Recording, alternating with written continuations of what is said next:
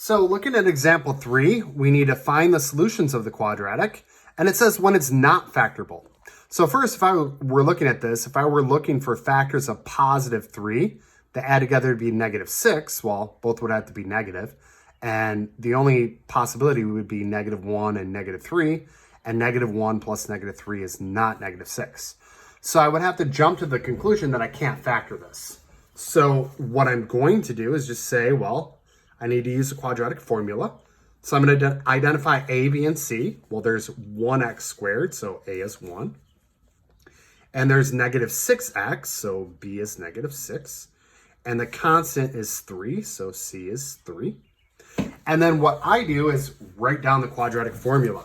And I even sing it in a song. X equals negative b plus or minus the square root of b squared minus 4ac. All over 2 times CA, which it goes to the Notre Dame fight song, and I'm a Michigan fan, so that hurts me to sing it, but it helps people remember it. So, plugging in the numbers. Negative b, well, the opposite of negative 6 is just 6. So, plus or minus the square root of b squared, negative 6 squared, negative 6 times negative 6 is 36. Minus 4 times a is 1, so 4 times 1 is just 4.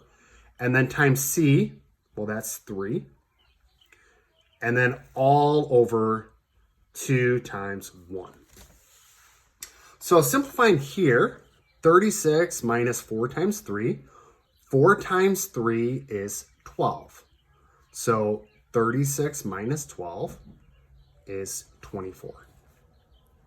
So we have x equals 6 plus or minus the square root of 24 over 2. So we can break this down and split out the plus or minus. So we have x equals 6 plus the square root of 24 all over 2. And x equals 6 minus the square root of 24 all over 2. And then the only other thing that we could do here to make this better is look and see if we can break up the square root of 24 and pull up perfect squares. Well, 2 squared is 4, and I can write 24 as 4 times 6. So instead of writing the square root of 24, I can write that as the square root of 4 times the square root of 6. And the square root of 4 is 2. So this would really equal 2 times the square root of 6.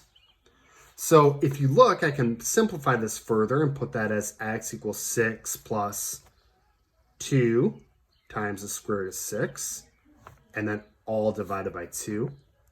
And x equals 6 minus 2 times the square root of 6, all divided by 2. Now I can break this up even further and just go, well, 6 divided by 2 is 3. And then 2 divided by 2 is 1 times the square root of 6. So this really simplifies into 3 plus the square root of 6. And x equals, here, same thing, 3 minus the square root of 6. So this would be ideal, but if you got to here and gave me an approximate answer, that's also okay. So we're going to look at example 3 as well. And what we're going to do is identify a, b, and c. So the coefficient of x squared is 3, so a is 3. B, the coefficient of x is negative 5, so b is negative 5. And the constant c is negative 8.